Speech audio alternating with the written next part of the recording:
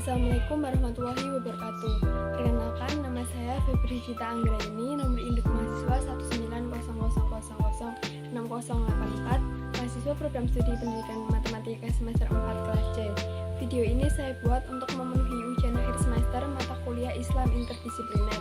Pada video ini saya akan membahas tentang konsep umum pendidikan Islam, pendidik dan peserta didik dalam pendidikan Islam, interaksi antara pendidik dan peserta didik dalam pendidikan Islam, tanggapan kasus yang terjadi dalam pendidikan, serta ulasan jika saya menjadi pendidik, bagaimana pelaksanaan pembelajaran matematika agar efektif dan tidak terlepas dari nilai-nilai Islam. Pendidikan merupakan usaha yang dijalankan oleh seseorang atau kelompok untuk mengajak seseorang yang belum bisa agar menjadi bisa, untuk mencapai tingkat pengembangan potensi dirinya, serta memiliki kekuatan spiritual keagamaan, pengendalian diri, kepribadian, kecerdasan, akhlak mulia, serta keterampilan yang diperlukannya.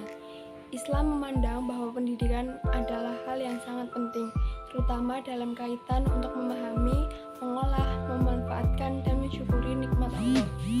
Menurut Zakiat Derajat, pendidikan Islam merupakan usaha berupa bimbingan atau asuhan terhadap anak didik agar kelak setelah selesai pendidikan dapat memahami dan mengamalkan ajaran agama Islam serta menjadikannya sebagai pandangan hidup.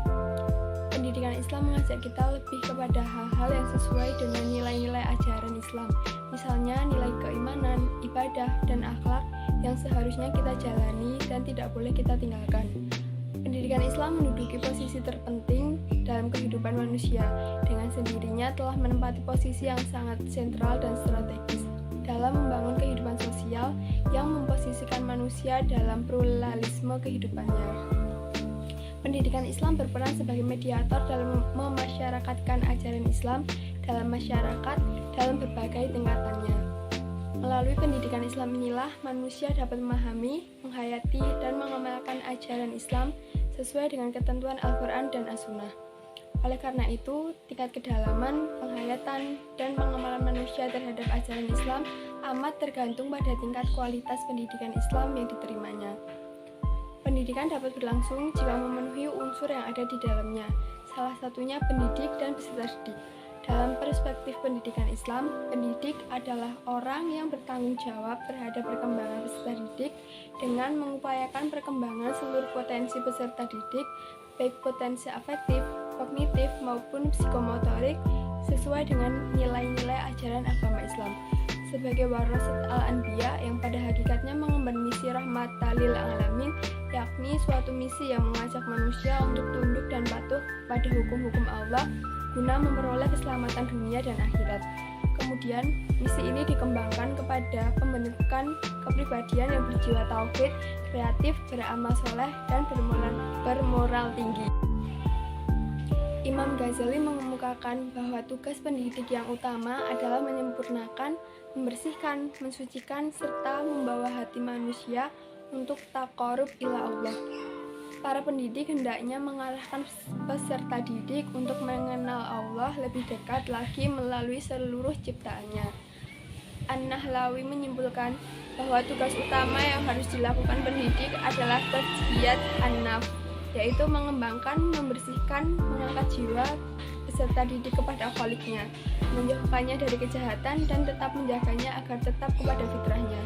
Dalam arti luas, peserta didik adalah siapa saja yang berusaha untuk melibatkan dirinya sebagai peserta didik dalam kegiatan pendidikan, sehingga tumbuh dan berkembang potensinya, baik berstatus anak maupun dewasa. Dalam perspektif pendidikan Islam, peserta didik merupakan objek dan subjek. Oleh karena itu, proses pendidikan tidak akan terlaksana tanpa keterlibatan peserta didik di dalamnya. Karena dalam Islam diyakini ilmu hanya berasal dari Allah, maka seorang peserta didik harus berupaya untuk mendekatkan dirinya kepada Allah dengan senantiasa mensucikan dirinya dan taat kepada perintahnya. Oleh karena itu, model pendidikan yang perlu diberikan adalah diarahkan kepada 3 ranah pendidikan, yaitu pelatihan intelektual yang termasuk aspek kognitif, pembiasaan, dan ketaatan untuk menjalankan nilai-nilai ajaran agama Islam yang termasuk aspek afektif, dan semangat bekerja atau amal soleh yang termasuk aspek psikomotorik. Peserta didik harus mempunyai tujuan menuntut ilmu dalam rangka menghiasi jiwa dengan sifat keimanan, mendekatkan diri kepada Allah, dan bukan mencari kemegahan dan kedudukan. Selain itu, peserta didik harus mempelajari ilmu yang berhubungan dengan pemeliharaan hati, seperti bertawakal, mendekatkan diri kepada Allah, memohon ampunannya, dan mencari keridhoannya. Karena semua itu diperlukan bagi tingkah laku kehidupan sehari-hari dan bagi kemuliaan seorang alim. Serta peserta didik wajib menghormati guru dan senantiasa memperoleh kerelaan dari guru. Interaksi antara pendidik dan peserta didik yang diimplementasikan dalam suatu lembaga pendidikan adalah untuk mencapai tujuan pendidikan. Tujuan pendidikan nasional adalah tujuan pendidikan yang ingin dicapai pada tingkat nasional. Sedangkan pendidikan Islam yaitu sistem pendidikan yang islami yang memiliki komponen yang secara keseluruhan mendukung terwujudnya sosok muslim yang diidealkan, teori-teorinya disusun berdasarkan Al-Quran dan hadis. Pendidikan tidak akan bisa sampai kepada tujuan yang ditargetkan apabila salah satu dari dua unsur utamanya tidak berinteraksi secara sinergis dalam pembelajaran. Oleh karena itu, perlu menjalin hubungan yang harmonis antar pendidik dan peserta didik. Pendidik harus fleksibel dalam pendekatan dengan peserta didik, juga harus bisa membuat mereka tetap bersikap santun. Dalam interaksi antara pendidik dan peserta didik, kepercayaan merupakan unsur paling penting yang harus ada dan dibangun oleh pendidik maupun peserta didik. Jika peserta didik tidak memiliki kepercayaan yang bulat dan mendalam kepada pendidiknya, maka sebaik apapun kemampuan menguasai materi tidak akan berpengaruh banyak pada keberhasilan pendidikan. Namun, di era sekarang ini kurangnya pemahaman, penghayatan, dan pengamalan pendidikan Islam mengakibatkan banyak sekali perilaku pendidik maupun tenaga pendidik yang menyimpang norma agama, seperti pelecehan seksual, murid melawan guru memberi tindakan kekerasan pada murid, dan masih banyak kasus lainnya. Hal tersebut merupakan tindakan yang sangat tidak terpuji karena melanggar ajaran agama Islam, dan hal tersebut tidak pantas dilakukan oleh seorang guru dan peserta didik.